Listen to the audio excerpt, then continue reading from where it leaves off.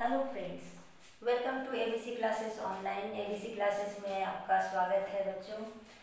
आज 10th class का हम लोग नेक्स्ट जो है वो रॉ मटेरियल के बारे में आज हम लोग जानेंगे। पिछले क्लास में मैंने आपको बता दिया था कि कौन कौन से रॉ मटेरियल्स होते हैं जो फोटोसिंथेसिस के लिए जो है वो एसेंशियल्स होते हैं, जिनमें सबसे पहले मैंने आपको वाटर के बारे में बताया था।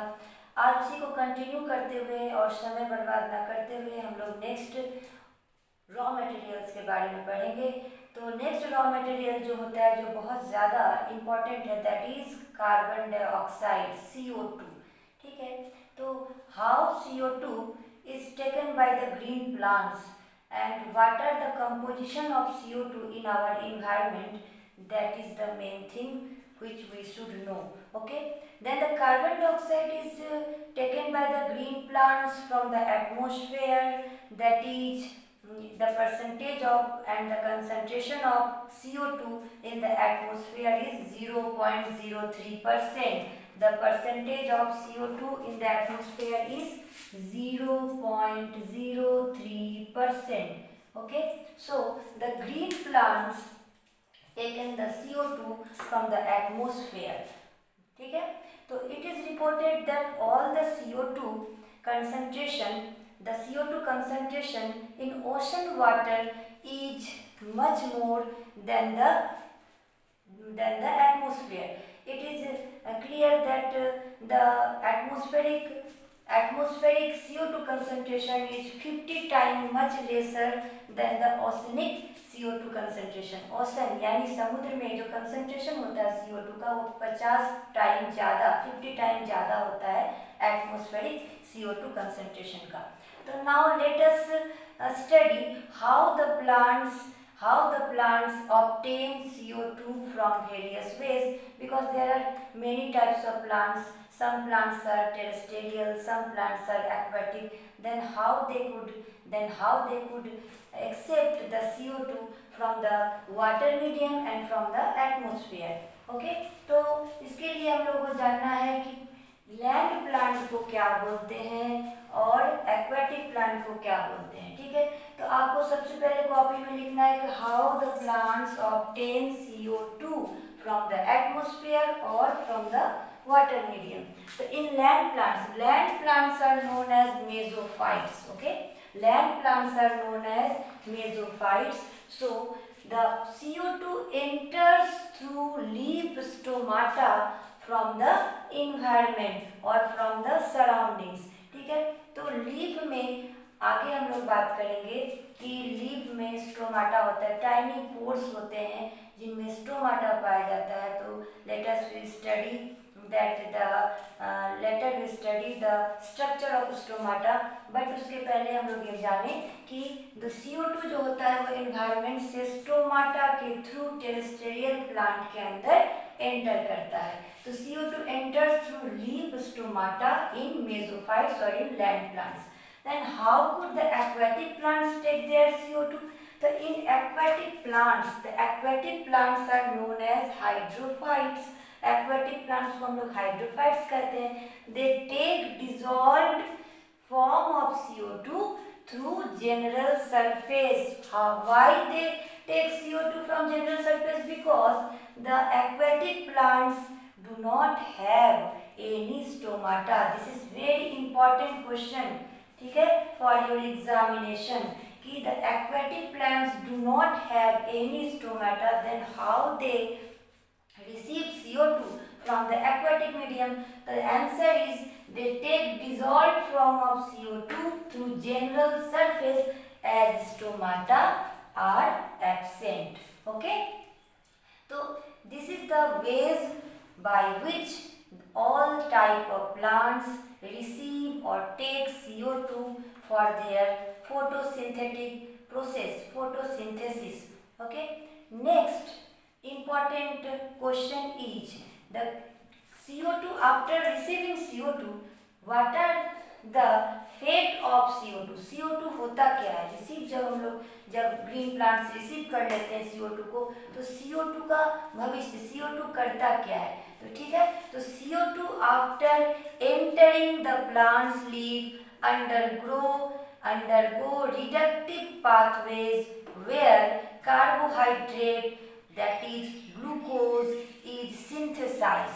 Okay, so this CO2 is converted into glucose. ठीक है, and glucose is type of carbohydrate, or all the photosynthetic processes are known as reductive process. This is another question for your examination. The process of photosynthesis is always reductive. Okay, so the fate of CO2 is it is converted into glucose after reductive pathway. तो आप लोग star बनाकर लिख लीजिए, CO2 after entering the plants undergo reductive pathway where carbohydrate is converted, where carbohydrate, that is bracket में लिख लीजिए glucose, is synthesized during dark reaction in chloroplast after light reaction. तो light reaction and dark reaction हम लोग अभी आगे पढ़ेंगे, लेकिन यहाँ जब CO2 की बात आ रही है तो इसके बारे में हम लोग को कंप्लीट अभी लिखना ज़रूरी है, इसीलिए मैंने आपको बता दिया, तो घबराने की ज़रूरत नहीं है। अभी जब हम लोग मैकेनिज्म ऑफ फोटोसिंथेसिस पढ़ेंगे तो light reaction and dark reaction की बात करेंगे। तो वाटर के बाद नेक्स्ट जो इम्पॉर्टेंट रॉ मटेरियल था CO2, उसके बारे में हम लोगों ने जाना। अब हम लोग नेक्स्ट जो मटेरियल होता है that is very essential and without that the photosynthesis can not take place, that is chlorophyll. Okay, तो क्लोरोफिल के बारे में बहुत इंटरेस्टिंग बात आप लोग जान लीजिए, जो कि 10th में प्रायः ही नहीं बताया जाता, लेकिन कोई भी चीज़ को जानने के पहले उसकी हिस्ट्री जाननी बहुत ज़रूरी होती है।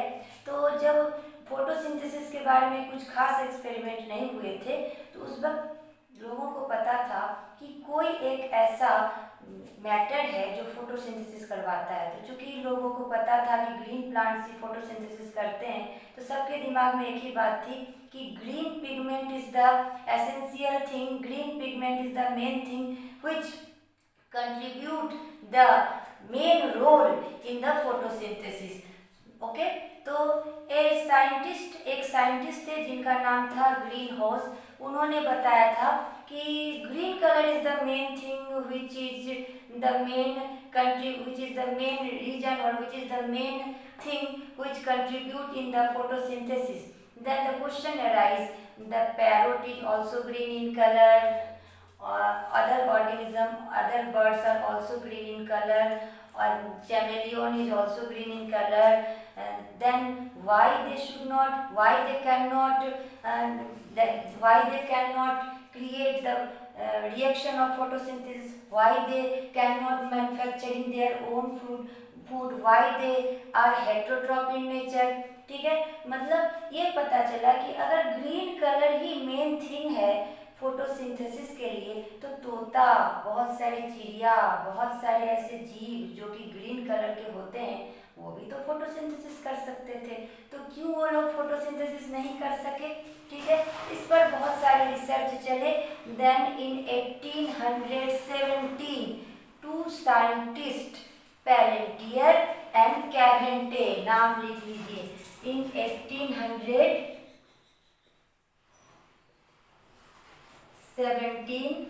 पेलेंटियर and Caventou, Pelletier and Caventou. Okay, Pelletier and Caventou identified the main thing which is behind the coloration of green and which is behind the function of photosynthesis is chlorophyll।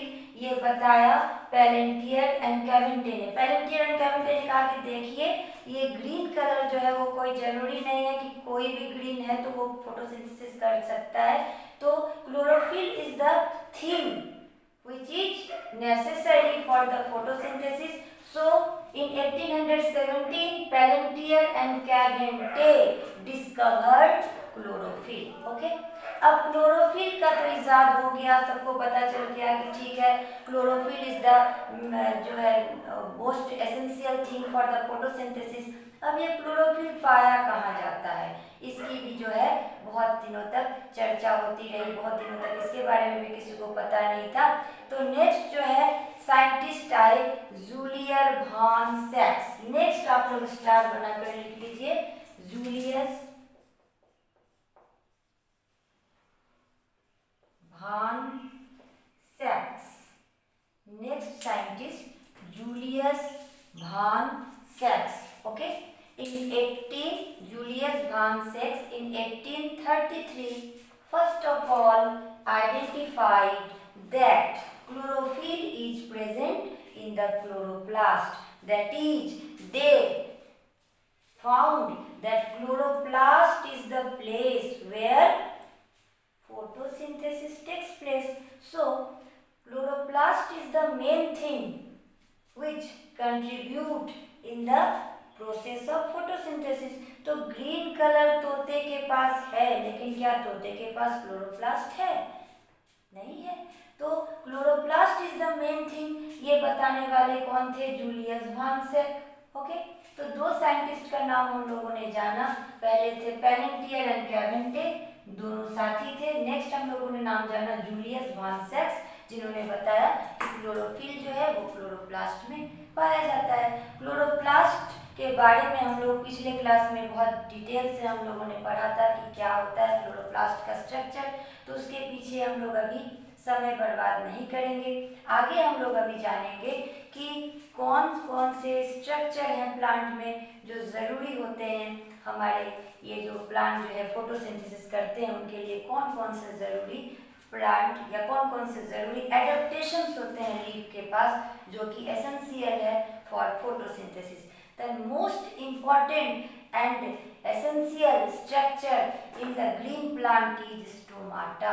Stomata is the essential structure which is very important for the photosynthesis. Okay? तो हम लोग next class में जानेंगे कि stomata का structure कैसा होता है। तब तक आप लोग जितने भी रॉ मटेरियल्स मैंने लिखाए हैं उनको एक जगह अरेंज करके लिखिएगा। वाटर, CO2 एंड क्लोरोफिल, ये तीन मैं जो है वो सनलाइट को मैं रॉ मटेरियल में नहीं दिखाती हूँ, क्योंकि सनलाइट जो है वो यूनिवर्सल सोर्स है, वो मोस्ट पावरफुल सोर्स है, तो उसको जो है रॉ मटेरियल में मैं नहीं दिखाती हूँ। तो इन तीनों को आप लोग लिख लेंगे एक जगह। अगले क्लास में मैं स्टोमाटा का स्ट्रक्चर आपको बताऊंगी। तब तक के लिए good bye and thank you.